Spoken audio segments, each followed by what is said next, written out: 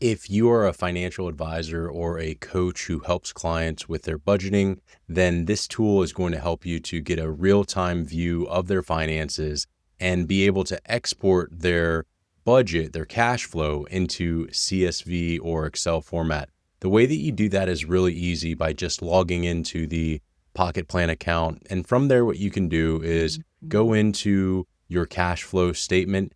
In your cash flow report here, you're going to see all of the transactions, and we're going to sort them by essential, non-essential, or savings.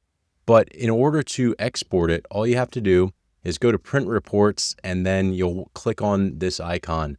What that is going to do is to create a cash flow report for you with your transactions from the past 30 days. And the nice thing about this is that you're going to get a single view of all of your transactions in an organized format that is easy to view and understand. What you'll be able to see quickly are all of the deposits for your income that have come in. You'll be able to see any interest payments. If you have money coming in from a money market account or dividend stocks, that'll all show up there as income.